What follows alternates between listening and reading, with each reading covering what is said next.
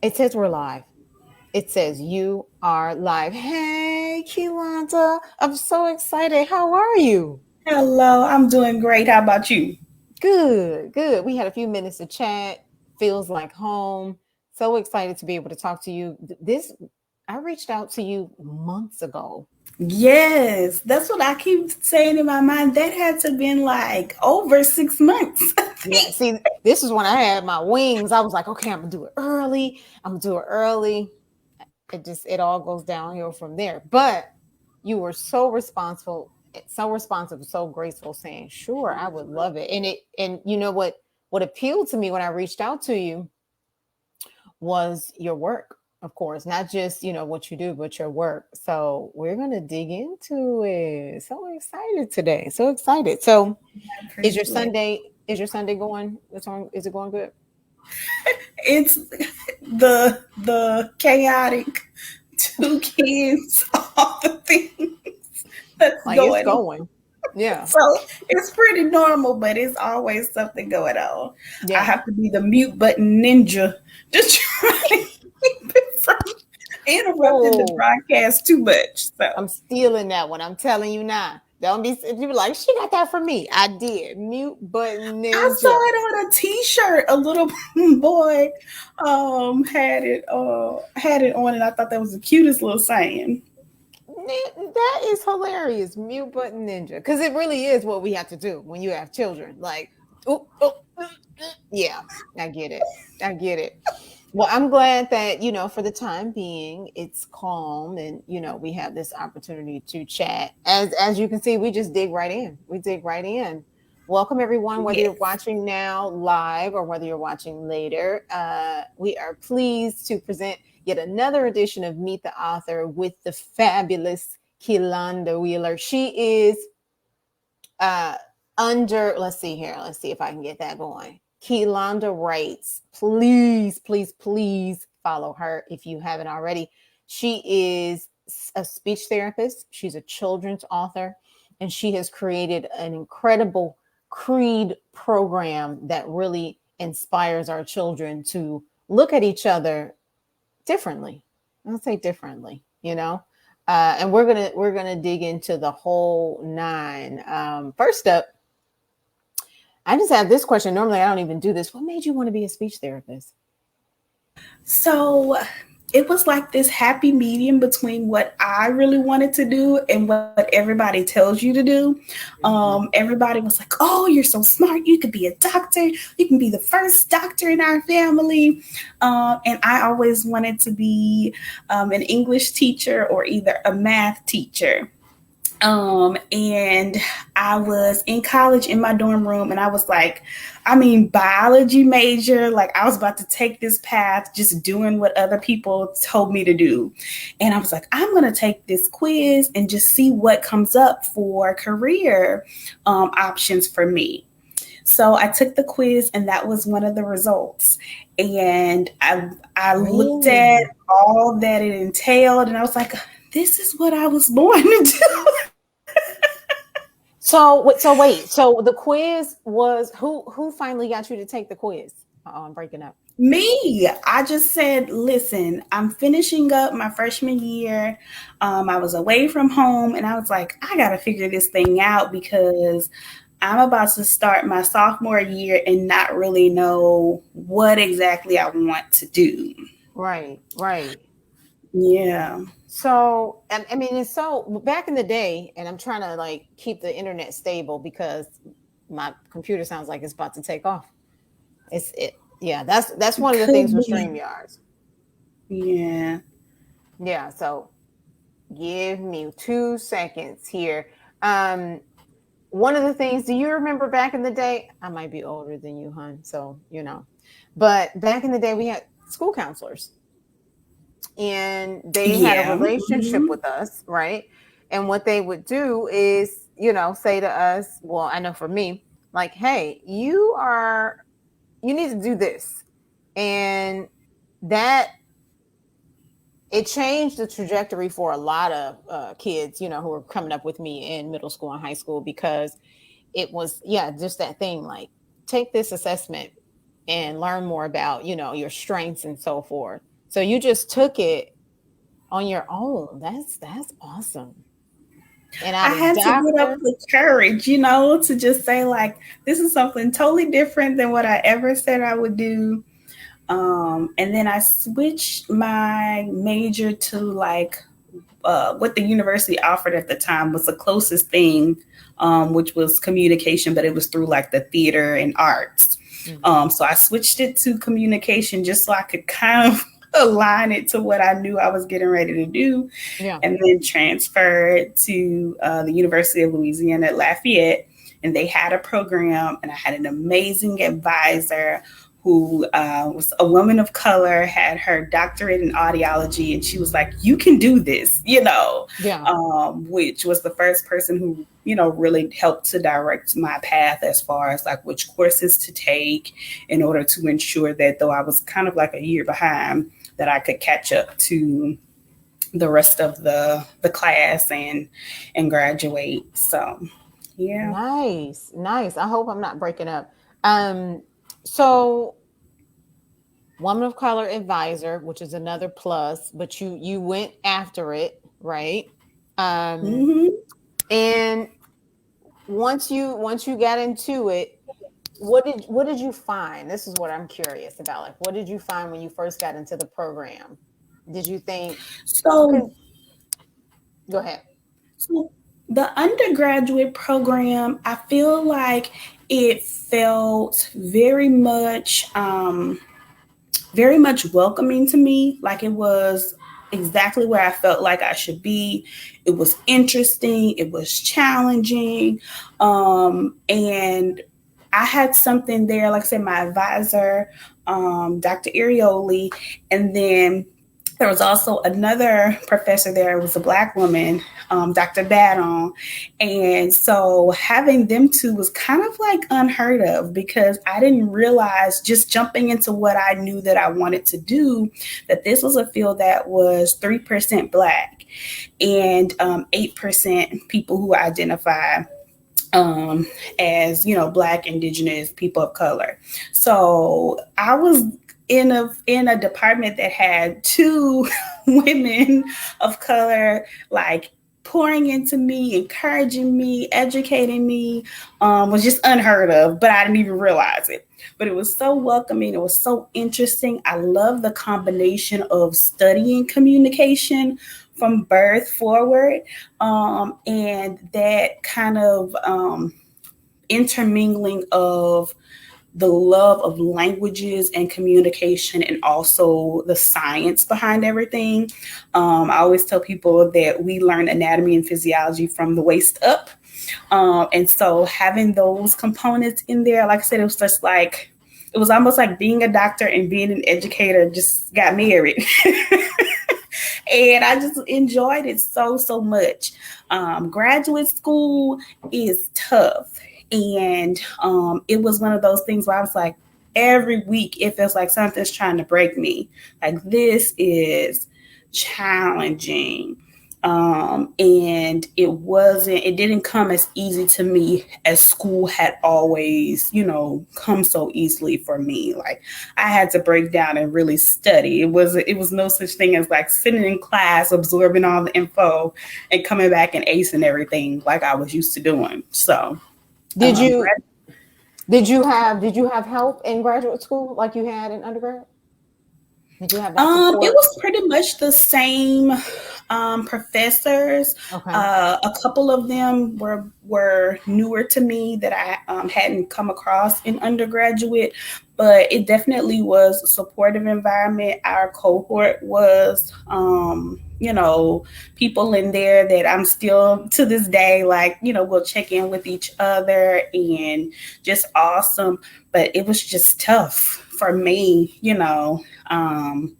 individually, like I said, just experiencing for the first time, like this is all new information. Like you can't just grab it very, very quickly. So that was, I think, the bulk of the challenge, but I definitely was supported. My family was so supportive.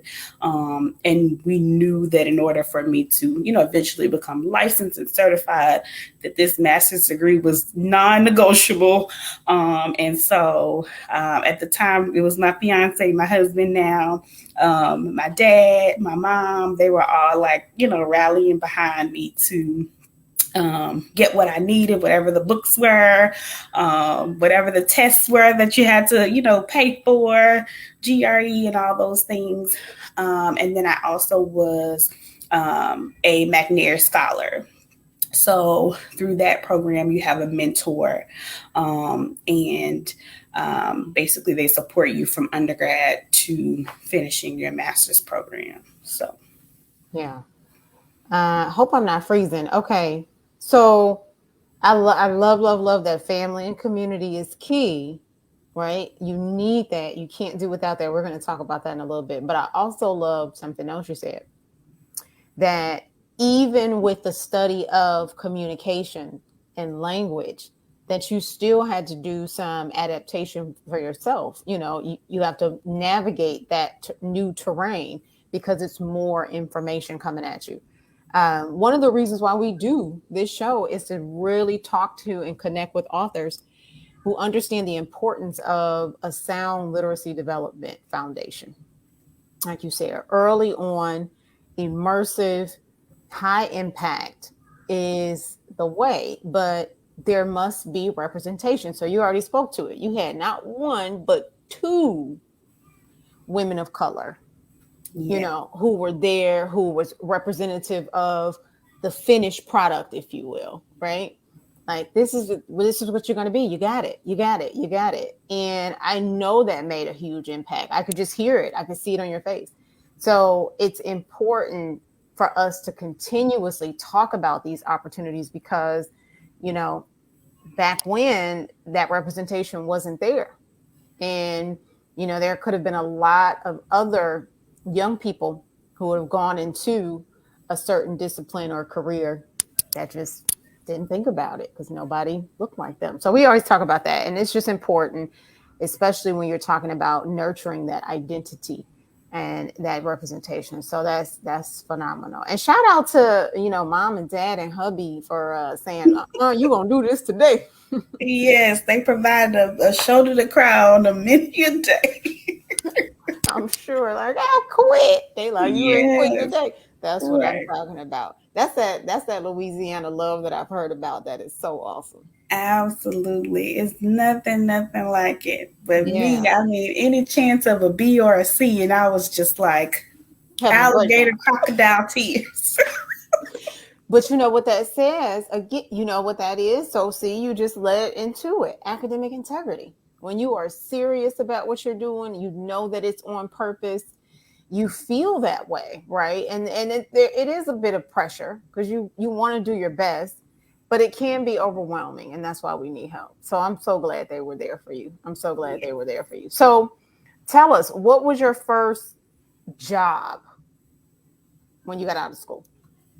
So I was what they call a clinical fellow, which means I had finished my program and I had gotten my little provisional license. But I wasn't certified, so I had to have, supervision for a great majority of everything. And I worked at a school district right outside of my city. Um, and day one, it was like, wow, this is amazing. They were actually implementing a feeding and swallowing program for children who had like compromised musculature and things like that. And they wanted to ensure that they were eating safely in the cafeteria. And so I just like jumped right in. We were feeding kiddos and adding extra gravy and ketchup and things to their meals to make sure that they were able to swallow it safely, and working with the cafeteria manager. And then I got my own caseload of students at a middle school. And I decorated my little room and grabbed those IEPs and jumped in. That is incredible. You don't typically, I mean, generally, you may not make the connection between, health, physical health, and what goes in, because there are a lot of different arms of speech therapy. And I So know this, many. yeah, my oldest was born, he had to go to the NICU. He had a duodenal, which is a part of his bowel died in vitro, and they had to operate at birth. So he's always had like severe digestive issues, and it's genetic, but he was premature as a result, and had to go to therapy for a couple years. And speech therapy was one of those things. Yeah. Yeah, speech therapy was one of those things. So wow, that's amazing. I just knew you were going to say, "Oh, I got this job at this clinic doing just speech therapy." But you see how dynamic that is. That's phenomenal. So, what do you do any of that work anymore in terms of physiology and physical? The pairing of speech therapy. I know you talked about it earlier, saying like it's the best of both worlds, because you could have been a doctor, you could, in terms of the anatomy. Do you do any of that now, and do you talk about that at all? Um, I don't do much of the swallowing piece, and I haven't in the past couple of years just because of the nature of a complete shift that I did after leaving that district. I got an opportunity to work for virtual schools, and so it kind of shifted things in that we're not in the same room as them. It's a platform, something like this. So really shifting to lots of language support, articulation for making those speech sounds, making sure that speech is able to be understood. Lots of social components to being sure that they can access their school curriculum, and it kind of changes up the dynamic where they're home, usually with their caregiver or a learning coach who already knows everything there is to know about them. So there's not Mm-hmm. like those moments where they're away from, their family or whatever. So it kind of changed things completely. And when 2020 changed everything and took over what we all knew to be, normalcy, Right. then it was kind of like this became a specialty that everyone was trying to get a grasp on. What do y'all do? How do you how do you help Mm-hmm. someone? How do you conduct therapy when you're not in the same room as them? So I counted a privilege to have had the chance to be well versed in it before everybody just had to, because that Right. emergency version of it looks a little bit more shaky than what the well oiled machine that we knew of, doing this on the day to day for students that were 100% in a virtual school setting. Totally. Yeah. Totally. So what were they? I mean, what do you think is, because I have so many questions for you. What was like one of the top requests in terms of help? Was it just general, like how do you do this? Or was it specific to, behavior or digital, the technology? What did you hear in the beginning? I'm so curious about this. Definitely the technology piece. Mm-hmm. Also kind of shifting because we can be super hands-on, right? We're face to face. We can grab tongue depressors. Mm-hmm. We can, complete examinations of the oral cavity in person, glove our hands, see what's going on, view if there's a tongue tie, see if there's, teeth missing, count those, all those types of things. But sometimes you're really limited because it's all of what you can see through that webcam. Right. So it really requires you to be strong with how you're able to use those instructions verbally, cue the students, involve the family. Which I think is one of the things that I've heard that is probably the silver lining of such a challenging time was that people were like, I got to see, the family and tell them this is what we're working on. This is what you can do to practice, at home.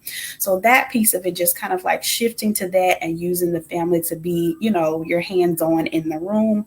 And then also just the technology component, which things you can use, which things are safe, switching from, maybe tangible items that they've had, games and toys and flashcards and printed books, hard paper books to everything, what's the e-version, what's the digital version. So they were wanting to know like, okay, what's your go-to website, and things like that.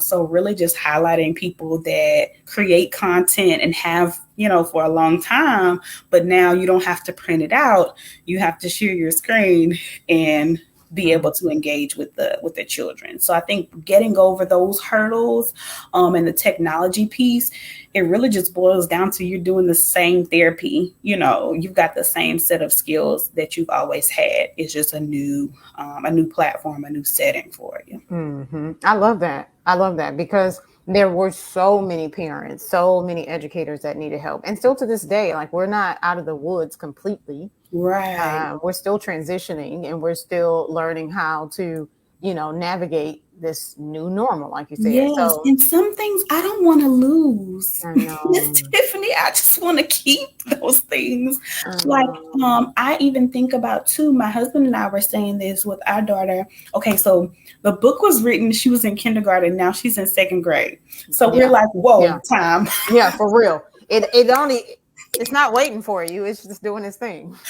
So we were chatting about this because when she was in kindergarten and first grade, there were like all of these virtual options for parents to still be involved, still get the information, be able to have Q&A with the teachers and the school staff. And now it's like in an effort to get everybody, going back into the school building, some of those options aren't being offered. And I, had always hoped that some of those pieces that we wouldn't lose because, it may be a parent that can't get to the school building for 5, but they can click a Zoom link on their phone, and listen in. And so that's one thing that, I'm going to try to encourage in the kindest way and not try to sound like a helicopter parent, but to try to help influence that because I hope we don't lose it because I feel like we can lose some parents who may need, that option of, in-person and virtual events. I mean, this segues very nicely, thank you so much, my dear, into what we're talking about at core. So being differently able. And I've said this before via Imagiread on Instagram. I've talked about it all throughout our programs, my years of teaching. A lot of the way that we learn or are, I won't say forced to learn, is very performative. And Mm-hmm. it's based heavily in ableism. So we don't always, not everybody, some of us don't think about capabilities and abilities. And parents, you're a parent, but what if you're not able to do this? There should be an alternative. And when you think about disabilities and being differently abled and having this conversation, it is inclusive. It's why haven't we thought about this before now? Like this should have always been a thing, right? Yes. Should have always Yeah. been a thing. So I love that you said that because there's a lot that has changed. And I think it changed because of the social justice climate, but it really should have changed well before that. You know, Yes. it should have changed before that. Now, are you talking about change? You said a acronym IEP. For those who don't know what an IEP is, if you're watching, tell everybody what IEP is. So, IEPs are the Individualized Education Program, and it's a plan that you would have in the school setting, and it basically outlines not only goals for that student, it should be based on where they currently are on a particular skill or set of skills, and where you would like them to be in the next 12 months. Because typically you can meet before that if they meet all of their goals or if you need to switch gears. But you're looking at where do we want them to be this time next year and how you can support them to do that. So some components to be added to that IEP may be speech therapy, language therapy. There can be supports in any of the academic courses. And to qualify that, for that, there are usually a series of assessments, evaluations, tests that would kind of help identify those areas. A lot of times you have to give them your whole life story Of course. in an interview of some sort to just ensure that it is as individualized as it's supposed to be. But it's all about a plan for that particular student to be successful at their school. How often, and I asked you to talk about it because with all of my educator friends, like I just, especially right now, I'm very worried, as I have been for educators, anyone who's an educator, a speech therapist, anybody who's working in the education space. But how often have you found that during the IEP process, whether it be assessing a child or throughout the execution of services or the implementation of services, how often have you found that the parent or the parents or the caregivers, even because it could be anyone, don't really know like what to do and need help themselves? How often is that like a thing? It's really common. One of the things that I try to do is that we have all these beautiful terms and complex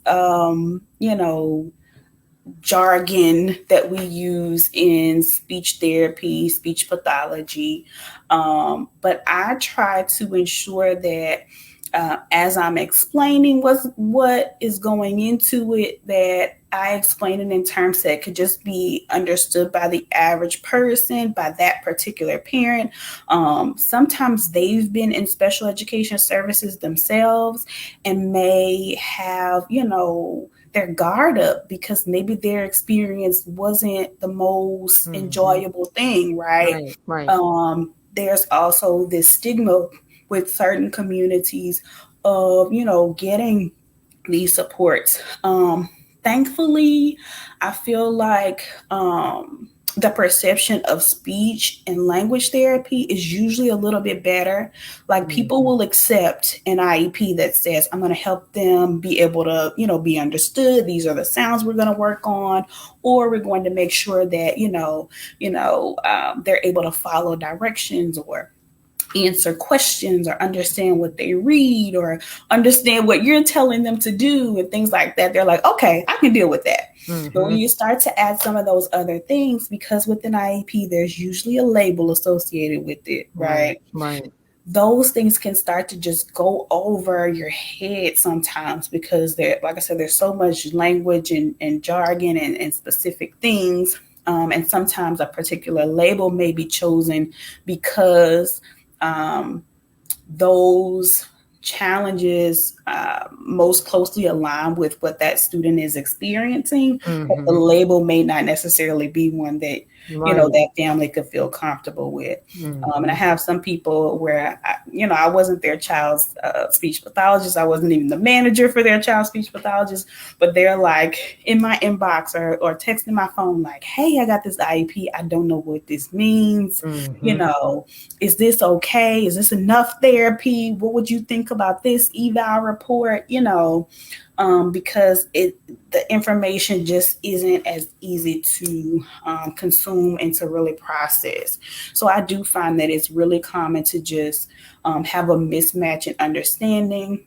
Or sometimes, it may look like that parent in the discussion of the IEP, they just kind of go with whatever the teacher says about, these subjects, whatever the speech pathologist says about, their goals and however often, they're supposed to have those services. They're like, okay, good. Yeah.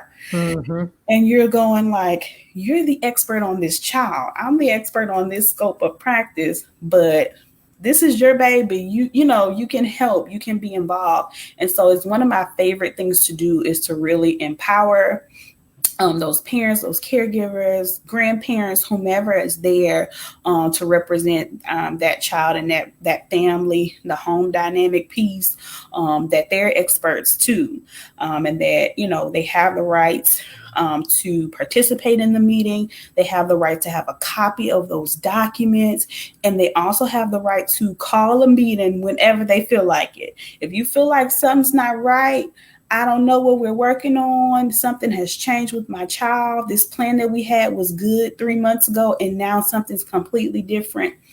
Call up your case manager, and you can make them hold a meeting to get things, right and in order. Mm-hmm. So I really like for them to know that information, if nothing else, because there are so many pieces that can just be a lot of information at once. Mm-hmm. Yeah, totally. I mean, I love it. It's outside of everything else you're doing. I really wanted to get to the core, so what happens when, logically, when we have a caregiver that, like you said, has the stigma, because we know the educational system hasn't always been favorable to those who, need help. And sometimes race has nothing to do with it. Nothing. Yeah. And we still have so much more to do, so I far agree. to go. I agree. I Yeah. agree. It's just learning what the learner needs. So I love that, we addressed it. And I think that yesterday I was fortunate to do this interview with Ray Chesney, who is, she owns Junior Storyteller. We had a wonderful time, and we were talking about the stigma, and we were talking about the guilt and the shame, and how a lot of parents don't come forth, even educators don't come forth, because they don't know how to deal with it. And I always say, I don't care. I'm not here to judge you. I just want to help. You want to get the help you need, and the only way you can get the help you need is to say, I need help. You don't know what you don't know, but someone else probably does. So just put it out there. I need help. Even if you don't know, like you said, like we talked about, you don't know what you need specifically. Just in allowing somebody to take the opportunity and the time to evaluate and offer those services is key. Is key. We have to also, and this is one of the reasons why I like IEPs. I have a whole list of why I don't, but that's another conversation. That's another conversation, Keylonda. But it's a group initiative. It's not just, the teacher. It's well, the ones I've sat in on for my middle son, the teacher, the principal, the vice principal. It was all hands on deck. And that Yes. was my first real time when we first moved to Texas, that I felt really good about, allowing him. I held him back a year, at the recommendation of the principal. And I agreed at that time, because I was a little output, like, my baby don't need to, but, I snapped out of it, and it worked. He got the help he needed, Yeah. and that's what, as a single mom, that's all I want. I need some help. I need some help with my babies, Absolutely.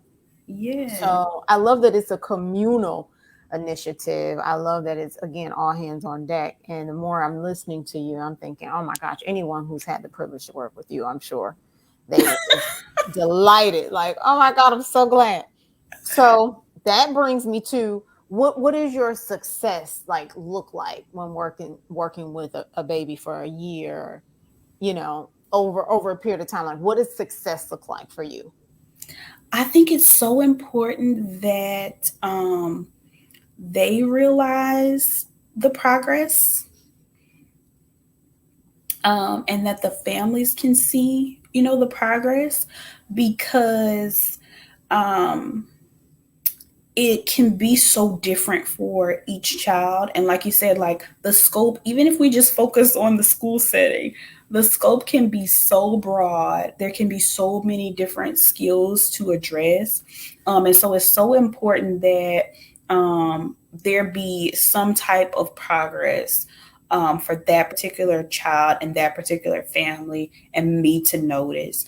And one of the things that I love, the last opportunity that I was in, to be able to close out the school year for those students, I would send each of them a message, and I would, outline exactly what I had seen in them that was progress that year. So it doesn't always look like they're ready to be discharged and never, look back and need speech therapy again.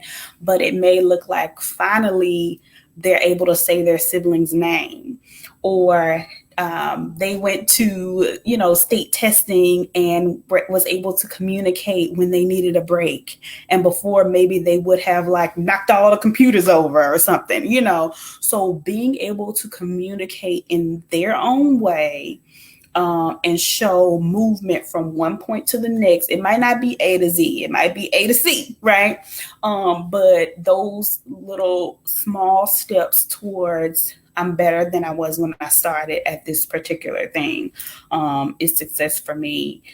And just them recognizing that they don't have to be perfect for me to be proud of them. And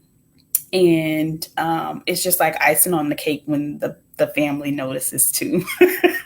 Which is a big deal, because think about it, like you said, so you have all these goals from, a district perspective, but these are personal goals. You're more likely to fulfill and to work harder at it because it's personally important to you. And I think that's like, isn't that not the carrot? Like, hey, It really is. because it makes you feel better about learning and about accomplishing those goals. That's phenomenal. I love that.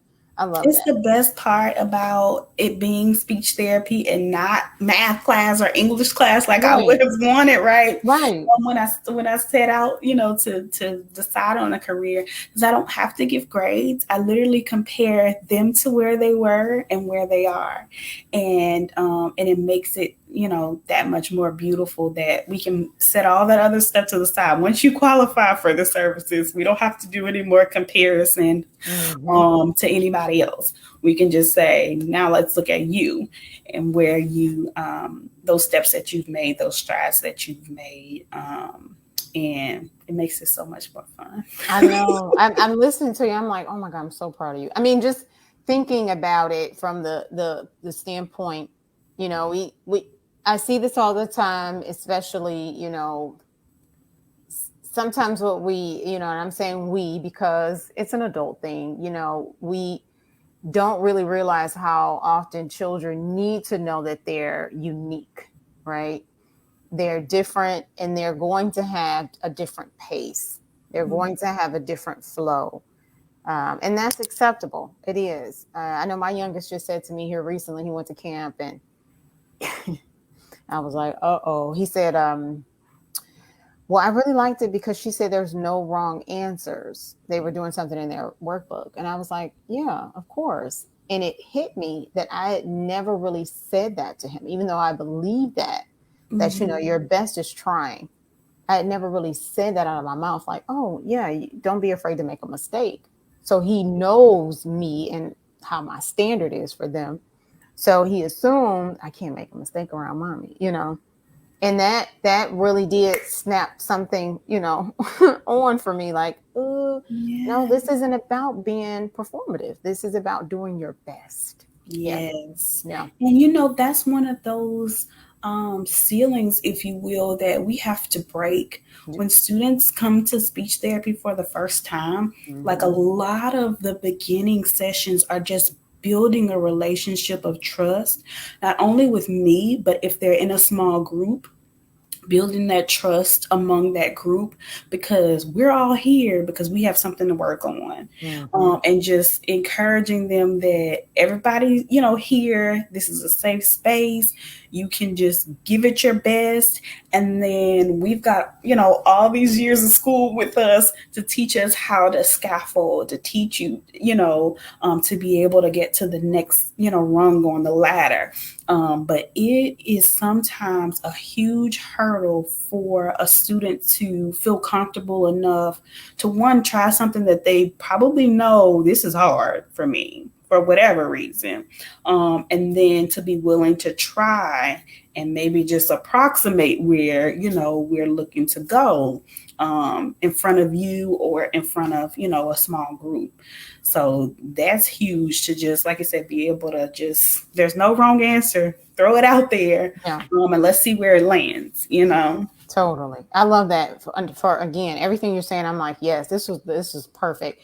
Because the other thing about trust, and I've seen this, in all of my years, is when we're having this conversation about trust, we can't leave out the time and space that's necessary to commit to that. Children, especially, via education, they're meeting a lot of adults.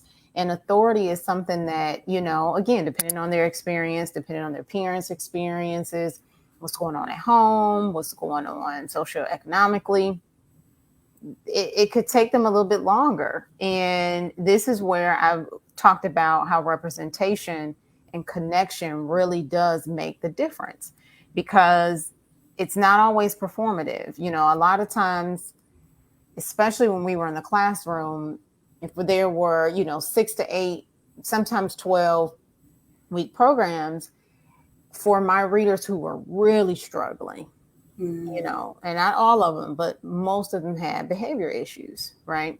So I have to combat the behavior first before I can even teach you anything, right? I had to figure out what's going on. It's probably food, something going at home, something else. And it would take me 3 or 4 visits just to build that trust sometimes. I mean, and these were tough cases. Typically, generally 1 or 2 visits. Oh, Miss Tiffany, can I help? Can I help?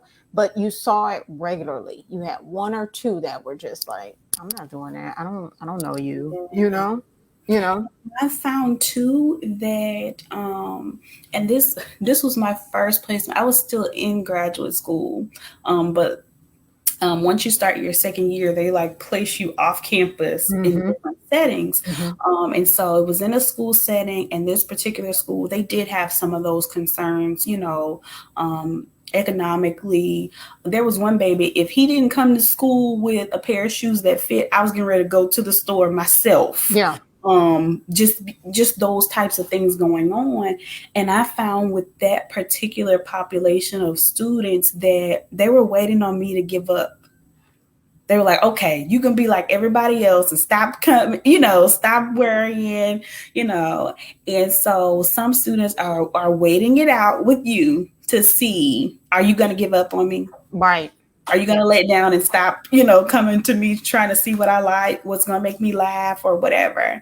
And so you have to be persistent in showing them that you're trustworthy. Like you said, meeting whatever needs there are. Sometimes that are outside of that, like, I got a snack for you every time you come because I understand what's going on now, and meeting some of those other needs. And then you can commune around, here's what I want to teach you. Because I care about you. Totally. And see, there it is. There it is. Nobody wants to be abandoned. But when it happens with children, it does set up in the brain that, that again, I don't know you, Miss Keylonda. I don't know you. Like, you're probably not going to be here that long. So why give you my attention? Why take this serious? So again, this is spot on. This is spot on. So all of these experiences I'm taking. You took all these experiences and said, you know what? Maybe you didn't. I want you to tell me how it went. I want to write a book. Is that how it happened? It really did. And I will say this. I had one professor in school, and she told us that she actually started a family and came back for her master's and then doctorate program. And she said that I'm a better SLP now, like that I've experienced some of those things. And so for me, after I had my daughter, that was kind of when I started to pick up on, I have these, this knowledge and these skills about, different things with accessibility, and I'm, steadily learning and unlearning things. But there's parents out there like me where my child is able-bodied, but I want her to know how to act. I don't want her to be the one, that's shy or, not able to understand that there are people out there who have different lived experiences from her. And then also, when I thought about it, she was like standing up on the bed in the superhero pose. And I was like, what about if this is her superpower, right? She's going to show us, this purpose in a disabled child, and that, hey, we all have purpose. We may come in all of these different, packages, right, on the outside. Differences in how we navigate the world. But at the end of the day, we're human. We have things that we like, that we enjoy, that we're good at, things that we don't like. And so I wanted to incorporate that into a book. And I was initially thinking that the only way to do that was a traditionally published route. And I was like, that's going to take a long time. I'm just, I'll get to it, right? But these phones and computers, they know when you're thinking about something or you've said something. And so it popped up for me this, I call it a boot camp, but it was like a 4 or 5 day challenge to self-publish a book. And I was like, I gotta see what this is, because this may be the route to being able to get this information out that I know is going to be a quality product. I'm going to put my all into it and get it out in a timely fashion. And so I realized then, after doing just, the initial research of it, I was like, I kind of have never seen a book quite like what I'm trying to do here. And so, like I said, it doesn't take long to figure out that there's not really a blueprint for how to write books with disabled characters represented, because there's not tons of them. Yeah, it's catching on now, and this has been part of a broader conversation about how we need diverse books. It's still, I mean, even with all of because it seems that there was just a flood of Black and brown writers who just said, you know what, enough is enough. Like I'm gonna write it. I'm gonna get it out there. I'm gonna do it independently, and I'm not gonna wait, like you said, for mainstream publishing to acknowledge and validate the work. But we still have, again, ways to go. We still have a ways to go. So I love that you did it. When did your first book come out? You have them with you, right? I want everybody to see them. Yes. So this is my first one, Me and Sky's Friend on Wheels. And I wrote it in 2020, and then we launched in May of 2021. Okay. So it's just over a year old.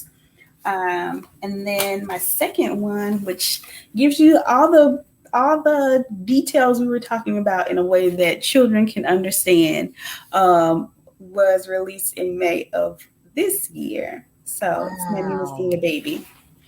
I can't wait to get those copies. Okay, so is it Miss KK's? Miss Kiki's Speech Room. Miss Kiki's. I love that, because it really, again, it's the experience. You may be apprehensive. You're like, wait a minute, what you mean I need speech? My speech is fine. Even if they're nonverbal, I'm fine. So this title actually came from an experience with one of my students. The entire time that I worked with him, he was autistic and also non-speaking at the time. And we would do our, typical routines, and it was work because I was one trying to just see what he would like, what would, engage him. Yeah. And sometimes that meant like chasing him around the room if he wanted to like do some kind of tag game or something like that, like you said, without speaking. So by the time we would finish those therapy sessions, I would just be sweating. I'm tired. And my speech room was right across the hall from his classroom. And so the paraprofessional came across to get him from my room and bring him right across, to walk across. And he said, bye-bye, Miss Kiki. And we wore scrubs at the time. I was like grabbing the bottom of my scrub. Sure. The next student, but this is amazing. Wow. So all of those times he finally had caught on to that routine. And we do know that some children learn language in scripts that way. Mm-hmm. Like rather than, learning to identify, an object, like their favorite thing is a ball. Like Right. my son, everything is the basketball. Of So course. everything, Everything. learning it, yeah, singular labels, but some of them learn them in scripts. And so sometimes they'll repeat, different little phrases they may hear on a TV show or Hmm. movie or Hmm. song or what have you. So he had learned that script and finally said it at the end of our session. So I knew that I wanted to include that in the title and have the SLP be Miss Kiki. And then also she's got to represent for the 3% of Black Absolutely. pathologists. And Absolutely. so definitely wanted to have that. There's so many things in here. So she also has, I don't know if you see the little purple, but she's wearing her natural hair. Hmm. Um, and I wanted to have that represent for the Crown Act in that natural Black hair is professional. Right. And that also my characters, I wanted them to be like way more bold and courageous than than I probably am. Mhm. And so I wanted to have her have like this really, bold natural hair and represent that as well in the You're original. beautiful. That's really you. Yeah, you're beautiful. You did good. You did really good. Thank And I you. love the Crown Act reference because a lot of I've been saying this lately. A lot of this stuff shouldn't even be a thing. It's so disgusting. But that's another conversation for another day. Um, but I'm glad you made the reference because it's important. We were a couple months ago. We were just out somewhere, and my youngest son and lady, can I touch your hair? And I said, she went to touch it before he could answer because I said, well, what do you say? And she touched it already, and I was like, yeah, he didn't answer you. So it's Yeah. even watching a video earlier, this is very cultural, um, but it still centers humanity. You can Absolutely. wonder, you can be surprised, or you could think there's like a uniform way that makes you more acceptable, but it's all garbage at the end of the day. And it really does speak to where we are in terms of ignorance. We're just humans. We're humans. Hmm. It's hair. This is our hair. So that's another day. I So told you there's so many themes in it these. is. It is. I can't wait to get my copy. I Oh, cannot wait. good. So Baby Girl inspired the first book. And Yeah. then the second book was inspired by your other babies, which I love. I'm so happy. There was our last meet the author June was Elle Cole, and she also I found her in the same group, Okay. and her children also inspired her work with sickle cell anemia and diabetes activism. And it brought me to a place where I started thinking about Imagiread and how Imagiread was also inspired by my children. I'm so happy to hear that our own children, our own experiences, are creating these literacy opportunities for other children. Like that it just makes me so happy. So tell Baby Girl I said thank you for standing on that bed with that cape and that pose. Even if the cape was imaginary, she did it very Yeah. good. I love that. So we have a few more minutes. Ladies and gentlemen, if you haven't already, please go to Keylonda's website. It is beautiful. Everything, she has everything there laid out. You can get autographed copies, not just regular copies, autographed copies, which are so much more personal. Available on the website. Be sure to follow her. It's Keylonda Writes. I know on Instagram. Are you on Facebook? Yes, I'm on Facebook as Keylonda Writes as well. Nice. So you can follow there. Those are probably the places where I'm most active. Hanging out. I do have a Twitter, but I don't tweet very much. Yeah, me too. And I have a TikTok that I don't tick and talk very much. So Instagram is the place to be. No TikToking over here. I feel you. We're in the same boat, baby. You got one paddle, I got the other. Like, I just don't have time to TikTok. That's how ironic. I don't have time to TikTok. Anywho, so definitely want to get the book in. you're going back into, so we were talking a little bit, you're really more so managing now. Yes. Yeah. Yeah. So how's that going? It's going really well. I actually have made a transition to a new company. So I will be supervising SLPs that will be actually back in the brick and mortar in the building. So it's Mhm. going to be a new challenge for me to like shift gears again, because I've done, virtual services for so long, and then supervising SLPs that were doing, virtual services for so long. I'm really, really, up for the challenge and excited to have that opportunity to supervise them, and really be able to learn from them as well. I think what you said about the IEP, team, like that's the way that I operate now. It's Mhm. such a free place to be able to Mhm. say, I do not know everything, but we Totally. can find somebody who Who does, does? right? Yep. Not So, superwoman. yes. I love that. So it'll be new, and I love the fact that you just said you'll be able to learn from them. That's a testament of a true leader. I love that. So not this is a new experience, and I'm just wondering because I'm thinking, okay, so you already got the two books. What do you think is coming next in terms of resource? Because this conversation could go on forever and ever. But those parents who, like I've said before, who may need help, who are currently getting their baby is currently getting services, this conversation is so critical. Like we didn't even really like focus on the literacy development connections, but we did. Yeah. So what do you think is next for you in terms of like resources for the community?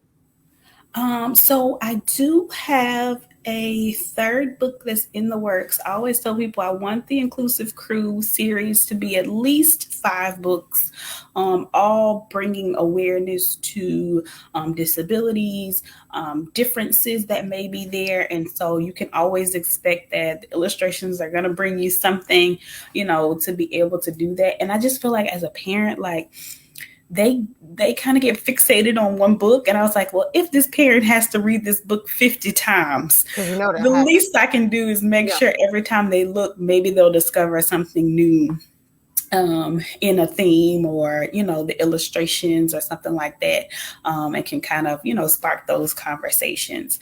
But the third book is going to my editor not next week but the following week, and so this book will incorporate type 1 diabetes. And so I'm super excited about it.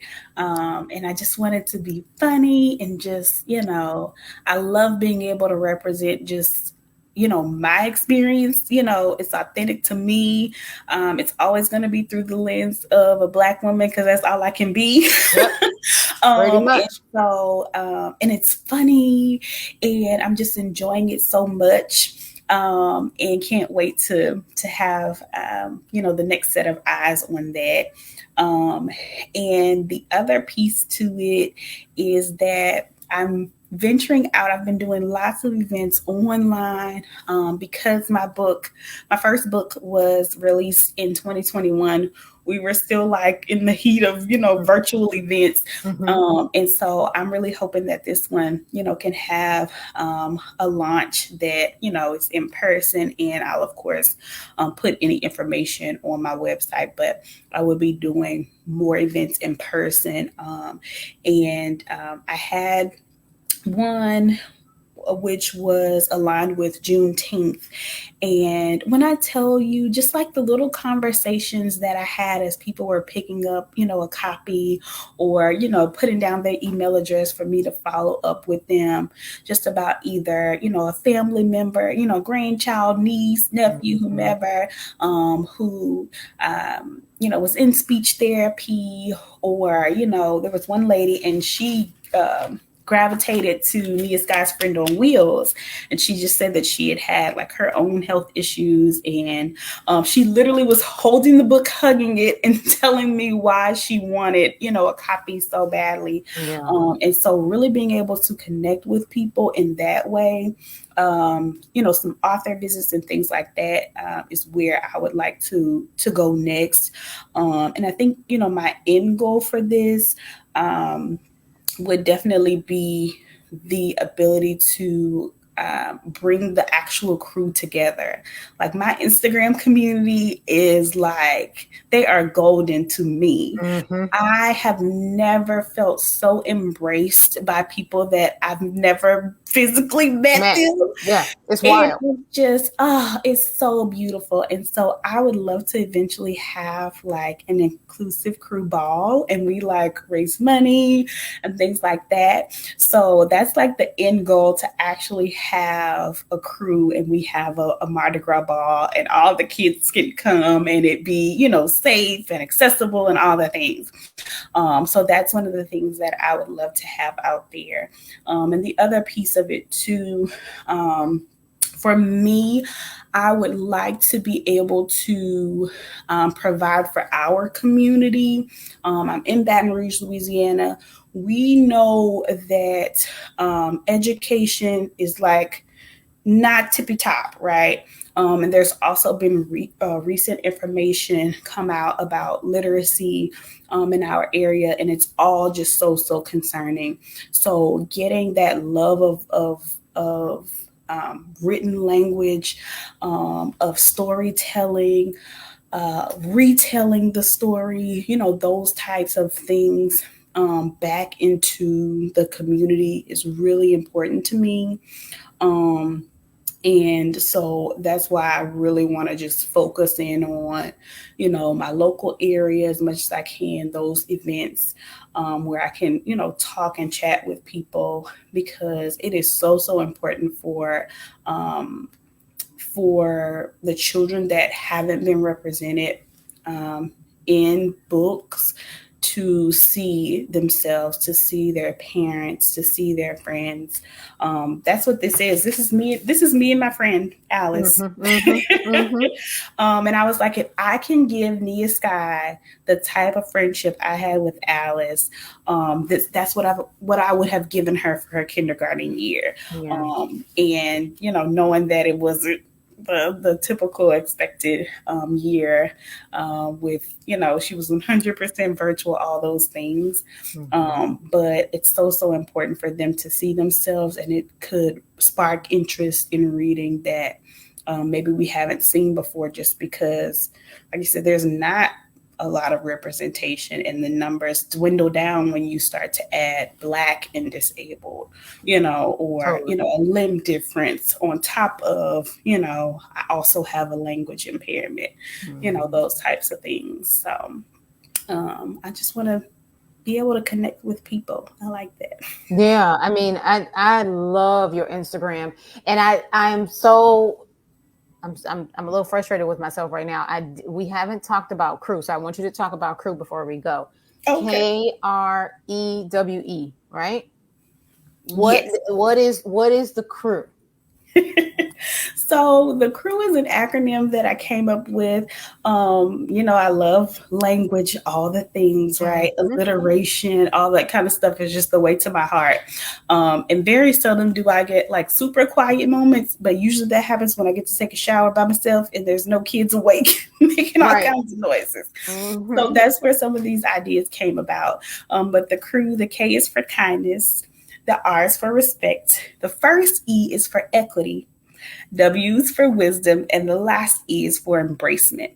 And so these are the values that I hope all of the books will bring about in the children, the adults who will purchase these books or find these books or check them out from the library for the children that they love, in a way that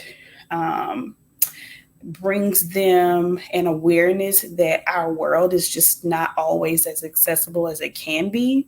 And so it's my hope that it will make them aware of it, and then also provide them the skills, and then their families will support them and supplement with more information to where we're raising up advocates who are allies and recognize like when something's not right. Like you're saying, we pick up on now, like we should have been offering virtual events Right. for, people to be able to access, different things that I'm, learning and unlearning, that if I'm getting ready to refer to someone, I need to ask them, do you prefer to say you have a disability, or do you prefer to say you're disabled? Do you prefer to say you have autism, or do you say autistic?